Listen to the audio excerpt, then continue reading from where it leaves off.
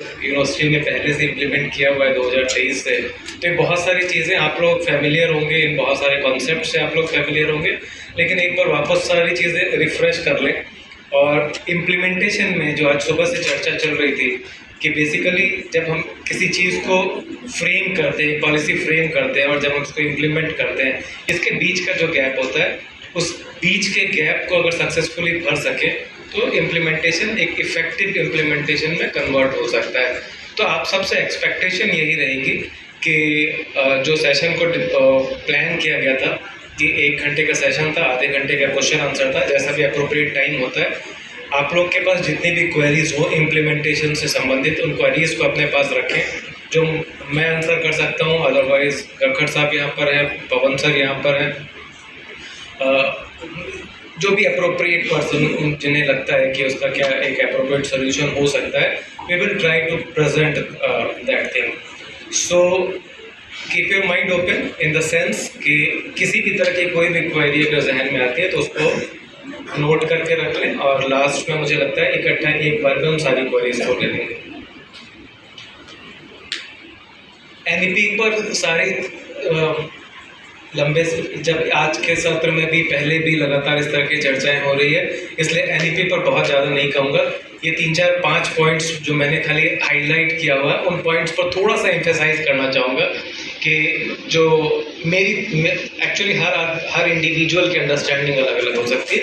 जो मेरी अंडरस्टैंडिंग है, जो एनईपी में मुझे सबसे इम्पॉर्टेंट चीज़ लगती है, वो ये जो मैंने फर्स्ट पॉइंट लिखा है, no hard separation between art, science, commerce, curricular, extra curricular activity. NEP empower करती है कि किसी में कोई सेपरेशंस नहीं होने चाहिए। पहली चीज़ थी मल्टी डिसिप्लिनरी होलिस्टिक एजुकेशन की बात करती है एनईपी।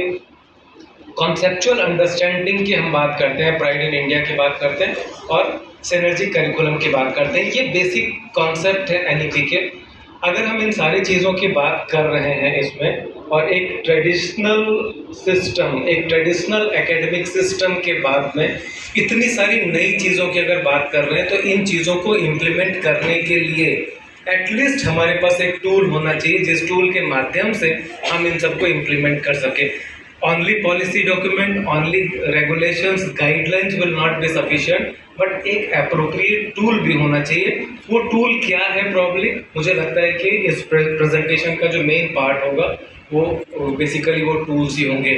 जब हम इन टूल्स की बात करते हैं तो मैं हमेशा इस चीज़ को कहता हूँ कि एनईपी इम्प्लीमेंटेशन का जो टूल है, उन टूल्स को जो क्रेडिट फ्रेमवर्क्स है, वो क्रेडिट फ्रेमवर्क्स बेसिकली जितने भी क्रेडिट फ्रेमवर्क्स हैं, वो सारे credit frameworks basically implementation tool है जो हमें एज अ टीचर एम्पावर करते हैं कि जिन भी कॉन्सेप्ट की हम बात कर रहे हैं, जिन भी कॉन्सेप्ट की हम चर्चा कर रहे हैं, इन कॉन्सेप्ट्स को बेसिकली किस तरह से इम्प्लीमेंट किया जा सकता है या किस तरह से अप्लाई किया जा सकता है।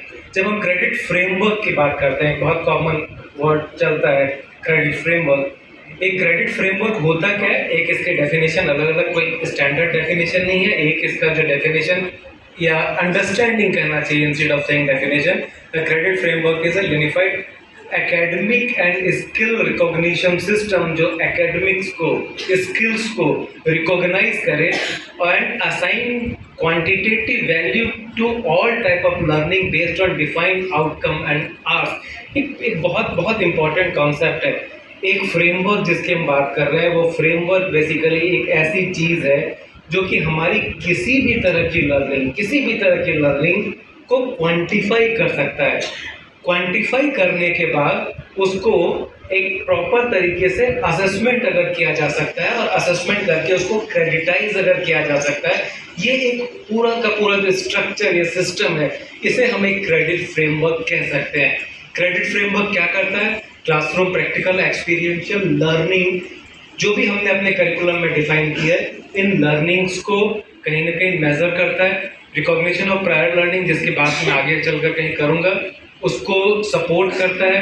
मोबिलिटी, अलग अलग लेवल्स की जो मोबिलिटी है, इस मोबिलिटी को सपोर्ट करता है ये फ्रेमवर्क। ये फ्रेमवर्क कोई नया कॉन्सेप्ट नहीं है, हमारे लिए नया है, लेकिन अगर देखें तो इंटरनेशनल लेवल पर जितनी भी डेवलप्ड कंट्री जिसे हम कहते हैं, उस तरह की डेवलप्ड कंट्रीज में इस तरह के फ्रेमवर्क ऑलरेडी एग्जिस्टिंग है। कुछ क्रेडिट फ्रेमवर्क्स या कुछ फ्रेमवर्क्स के नाम मैंने यहाँ पर लिखे हुए हैं। अब एक फ्रेमवर्क की हम बात करते हैं जिस पर कि ये चर्चा विशेष तौर पर है वो नेशनल क्रेडिट फ्रेमवर्क है, जिसे एनसीआरएफ कह रहे हैं। नेशनल क्रेडिट फ्रेमवर्क एक मेटा क्रेडिट फ्रेमवर्क है और इस फ्रेमवर्क के अंदर बाकी जितने भी तरीके के फ्रेमवर्क हो सकते हैं वो सारे फ्रेमवर्क इसके अंदर समाहित हैं। बाकी कितने तरीके के फ्रेमवर्क हो सकते हैं अगर वो बात करें तो ब्रॉडली अगर कहा जाए, चूँकि हमारा फोकस आज खाली एनसीआरएफ पर है, अगर हम ब्रॉडली कहें तो जो फ्रेमवर्क्स हैं, फ्रेमवर्क हमारे पास आज की तारीख में 3 अलग अलग तरीके के फ्रेमवर्क्स हैं। पहला फ्रेमवर्क जो है जिसे हम एनसीएफ बोलते हैं, national curriculum framework. National curriculum framework जो है उसका वास्ता हमसे बहुत ज़्यादा नहीं पड़ता है क्योंकि वो स्कूल एजुकेशन से संबंधित है। नेशनल करिकुलम फ्रेमवर्क पहला फ्रेमवर्क है जो एजुकेशन सिस्टम का फ्रेमवर्क है, लेकिन स्कूल एजुकेशन को डील करता है, ठीक है। दूसरा एक फ्रेमवर्क है national higher education qualification framework, जिसका वास्ता हमसे बार बार पड़ता है। ये फ्रेमवर्क है जो कि हायर एजुकेशन या आप कह सकते हो जो 12वीं के बाद की जो भी एजुकेशन है उससे डील करता है। तो एजुकेशन सिस्टम में हमारे पास 2 तरीके के फ्रेमवर्क हो गए, national credit framework, national curriculum framework और national higher education qualification framework. दोनों में अंतर विशेष तौर पर जो मैंने बोला स्कूल और कॉलेज वाला अंतर तो एक है ही, उसके अलावा जो एक मुख्य अंतर है, अगर आप लोग सब इससे वाकिफ होंगे, जो क्रेडिट फ्रेमवर्क है वो 8 लेवल का फ्रेमवर्क होता है, लेवल 1 से लेवल 8 तक जाता है। एनसीएफ जो बात करता है, एनसीएफ बात करता है लेवल 1 से लेवल 4 की, खाली 1 से 4 तक आते आते आपका स्कूल एजुकेशन खत्म हो जाता है क्योंकि 12वीं में आपका स्कूल एजुकेशन खत्म हो रहा है। लेवल 4.5 ऑनवर्ड है, 4.5 टू लेवल 8 ये सारा फॉल करता है national higher education qualification framework के अंदर। तो मेरा पूरा फ्रेमवर्क जो एनसीआरएफ का फ्रेमवर्क है पूरा कवर होता है लेवल 1 से 4 तक national qualification curriculum framework, level 4.5 से लेवल 8 तक हायर एजुकेशन क्वालिफिकेशन फ्रेमवर्क। ये दोनों जो अलग अलग फ्रेमवर्क हैं ये सबसेट है नेशनल करिकुलम फ्रेमवर्क के, उसी का पार्ट है कहीं ना कहीं, हम आगे चलेंगे तो उसको देखेंगे। इसके अलावा मैंने 2 फ्रेमवर्क की बात करी, मैं बार बार कह रहा हूँ एनसीआरएफ एक मेटा फ्रेमवर्क है, इसके साथ एक पैरेलल फ्रेमवर्क और चल रहा है। उस फ्रेमवर्क को हम कहते हैं नेशनल स्किल क्वालिफिकेशन फ्रेमवर्क, जिसको हम एनएसक्यूएफ कहते हैं। एनएसक्यूएफ वापस जैसे यहाँ पर एजुकेशन में तो 2 फ्रेमवर्क की मैंने बात करी, लेवल 1 से 4 एक, 4.5 से 8 दूसरा, लेकिन जो दूसरा फ्रेमवर्क है एनएसक्यूएफ वो बेसिकली स्किल से रिलेटेड क्वालिफिकेशन का फ्रेमवर्क है। वो एक कम्प्रिहेंसिव फ्रेमवर्क है जो लेवल 1 से 8 तक चलता है। तो मेरे पास एक एजुकेशन सिस्टम का फ्रेमवर्क है क्रेडिट फ्रेमवर्क जो कि लेवल 1 से 4 एक, 4.5 से 8 दूसरा। मेरे पास एक नेशनल स्किल क्वालिफिकेशन फ्रेमवर्क है जो 1 से 8 तक पूरा चलता है। अब ये दोनों फ्रेमवर्क को जब हम मिलाते हैं एक साथ तब जाकर आपका एक मेटा फ्रेमवर्क बनता है और उस मेटा फ्रेमवर्क को हम नेशनल क्रेडिट फ्रेमवर्क कह रहे हैं। तो इसका मतलब ये हुआ जो नेशनल क्रेडिट फ्रेमवर्क है, national credit framework is amalgamation you can say और superposition of all different type of frameworks which exist into our system as on date। तो आज की तारीख में मेरे जितने भी फ्रेमवर्क होंगे वो सारे नेशनल क्रेडिट फ्रेमवर्क का पार्ट है। तो इसलिए हमारे लिए महत्वपूर्ण ये हो जाता है कि हम नेशनल क्रेडिट फ्रेमवर्क को एक बार अच्छे से समझ लें कि वो फ्रेमवर्क है क्या। जो मैंने बिल्कुल शुरू में कहा कि ये फ्रेमवर्क हमें एम्पावर करता है कि हम नेशनल एजुकेशन पॉलिसी को इम्प्लीमेंट कर सकते हैं। मैं बार बार उसी चीज़ को कहता हूँ कि मेरे लिए एनसीआरएफ एक इम्प्लीमेंटेशन टूल है। तो अगर मुझे उस टूल को यूज़ करना है तो मुझे उस टूल की अंडरस्टैंडिंग होनी चाहिए, उसके फीचर्स की अंडरस्टैंडिंग होनी चाहिए, तभी मैं उस टूल को अप्रोप्रिएटली यूज़ कर सकता हूँ। तो अगर देखते हैं वापस एक बार क्विकली, एक मेटा फ्रेमवर्क है जिसकी मैं बात कर रहा था, empower enable institute to create their own curriculum. हम अपना स्ट्रक्चर जो एजुकेशनल इंस्टीट्यूशन है वो अपना एक स्ट्रक्चर खुद से बना सकते होंगे।